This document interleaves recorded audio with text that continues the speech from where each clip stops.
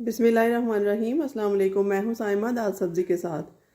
तो आइए नाज़रीन, आज एक बड़ी मुनफरिद सी रेसिपी आपके लिए मैं लेकर आई हूं जो कि बिल्कुल रेस्टोरेंट स्टाइल में है। जब हम रेस्टोरेंट में ये मंगवाते हैं तो बहुत इंजॉय करते हैं। मैं बनाने जा रही हूं आज दाल मखनी, जो कि बहुत ही टेस्टी और आसान तरीके से आपको बनाना सिखाऊंगी। तो यहाँ पर मैंने एक कुकर रख दिया है प्यारा सा। इसके अंदर मैंने तकरीबन 3 गिलास पानी ऐड कर दिया है और ये मेरे पास दाल भीगी हुई पड़ी है, साबुत माश की दाल। और इसके साथ में मैंने थोड़ा सा लोबिया ले लिया है, जो कि राजमा कहा जाता है इसको।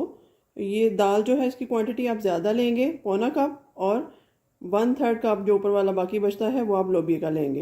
ये इसमें ऐड कर दूंगी मैं। बिस्मिल्लाह। थोड़ा सा इसको नीट कर लेते हैं इस तरीके से।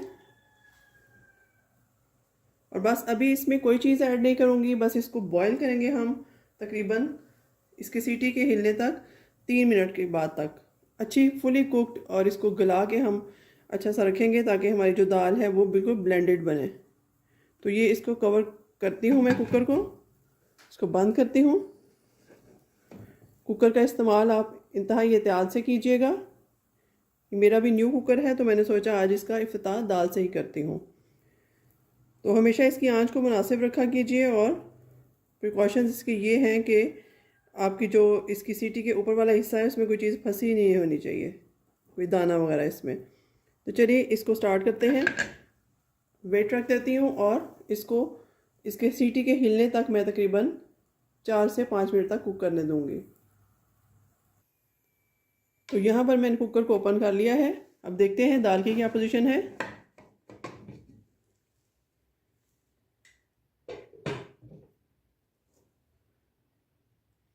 अभी तकरीबन इसके 10 मिनट और लगेंगे। अभी ये बिल्कुल गली नहीं है बल्कि अध गली सी हुई है। तो मैं इसको फिर से बंद करती हूँ कुकर को।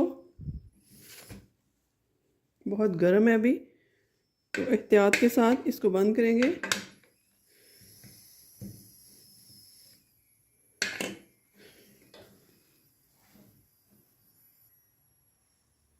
तो यहाँ पे मैंने इसको बंद कर दिया है।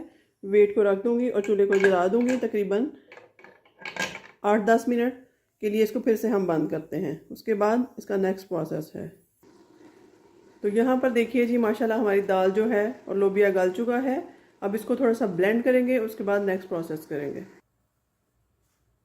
तो यहाँ हमने अपनी दाल को ब्लेंड कर लिया है, ये आप देख सकते हैं। ब्लेंडिंग जार में डाल के इसको मैंने ब्लेंड कर लिया है अच्छे से। तो अब यहाँ एक कढ़ाई लेते हैं, उसमें ऑयल डालते हैं और साथ में बटर जाएगा इसमें, क्योंकि ये मखनी दाल है इसलिए इसमें मक्खन बहुत ज़रूरी है।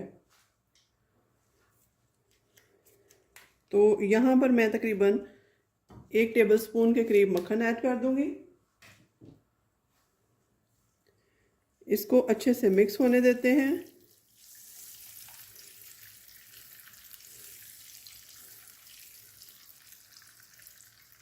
तो यहाँ पर मक्खन मेल्ट हो चुका है। ये मेरे पास क्यूब्स बनी हुई हैं, मैंने बना के रखी थी। टमाटर, हरी मिर्चें और प्याज को ब्लेंड करके ये डाल दूंगी इसमें। बजाय इसके कि हम प्याज काट के डालें तो मसाला बनने में काफ़ी देर लगती है। तो इसको अच्छे से मिक्स करते हैं इसमें। साथ ही मैं लहसुन अदरक भी डाल दूंगी, ये भी क्यूब्स हैं, 1 टेबलस्पून के करीब डाल दूंगी। इसको बस मिक्स होने देते हैं। तो अब हमारा टमाटर, प्याज, लहसुन अदरक सब कुछ भून चुका है। अब इसमें मसाला डालने की बारी आती है। तो यहाँ मैं तकरीबन 2 टीस्पून नमक ऐड करूँगी।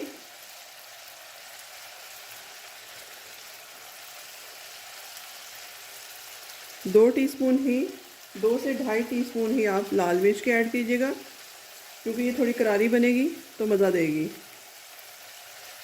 1 टीस्पून मेरे पास हल्दी है। 2 टीस्पून ये दरदरा मसाला है।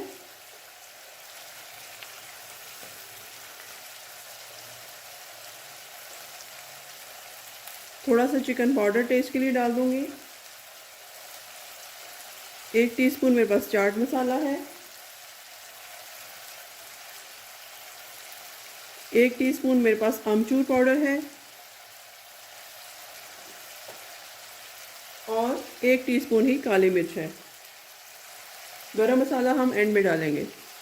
तो इन सब चीज़ों को अच्छे से मिक्स कर लेते हैं, मसालों को। अच्छा सा एक कलर आ गया है सालन में। अगर आप मज़ीद और अच्छा कलर देना चाहते हैं तो आप थोड़ा सा पेपरिका पाउडर भी ऐड कर सकते हैं, लेकिन मैं अभी स्किप कर रही हूँ। तो चलिए इस स्टेज पे मैं दाल जो ब्लेंड की थी वो डाल दूँगी इसमें। आराम से आप डाल दें, बिल्कुल मैंने ब्लेंड कर दी है, पेस्ट की शक्ल में इसको बना लिया है, क्योंकि मुझे ऐसी ही दाल चाहिए थी। तो जग को हम अच्छे से नीट कर लेते हैं।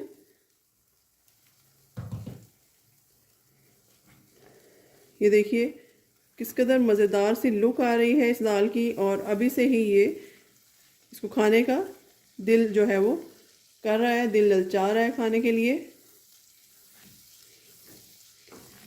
अब इस दाल को हम इस स्टेज पे पकने के लिए छोड़ देते हैं, तकरीबन 5 से 6 मिनट स्लो हीट पे। तो यहाँ पर ऑलमोस्ट हमारी दाल जो है वो बनकर तैयार है।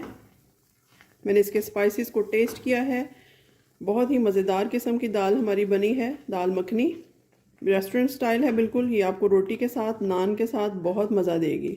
इवन आप राइस के साथ भी सर्व कर सकते हैं। तो चलिए इसको थोड़ी सी इसकी डेकोरेशन करेंगे और फिर डिश आउट करेंगे। तो यहाँ मैं थोड़ा सा हरा धनिया इसमें डाल दूँगी, थोड़ी हरी मिर्च जाएगी, और इसको मिक्स कर लेते हैं। अगर आप चाहें तो इसके ऊपर से एक दफ़ा और तड़का ऐड कर सकते हैं। तो मैं इस पे तड़का और ऐड नहीं करूँगी, क्योंकि इसकी सर्विंग हम मक्खन के साथ और क्रीम के साथ करने वाले हैं। तो चलिए फ्लेम को बंद कर देती हूँ और इसको डिश आउट करती हूँ। तो यहाँ पर हमारी दाल मखनी बनकर तैयार है। इसमें फिर से थोड़ी सी हरी मिर्चें ऐड करूँगी, थोड़ा सा हरा धनिया जाएगा जो कि इसकी खूबसूरती में इजाफा करेगा, और यहाँ पर थोड़ा सा मक्खन ऐड कर दूँगी इसकी खूबसूरती के लिए, और खाने में भी और लजीज लगेगी। तो यहाँ पर थोड़ा मक्खन सर्व करते हैं, और एंड पे क्रीम थोड़ी सी इसमें मैं डालूँगी इस तरीके से। आई थिंक इतनी काफ़ी है। तो मुझे उम्मीद है कि आपको मेरी ये रेसिपी बहुत अच्छी लगी होगी, और खाने में तो ये है ही मज़ेदार। अगर आपको अच्छी लगे तो इस रेसिपी को ट्राई ज़रूर कीजिएगा, और अपनी फैमिली एंड फ्रेंड के साथ ये रेसिपी शेयर ज़रूर कीजिएगा, और चैनल को लाइक एंड सब्सक्राइब करना ना भूलिएगा। मिलते हैं नई रेसिपी के साथ, तब तक के लिए अल्लाह हाफ़िज़।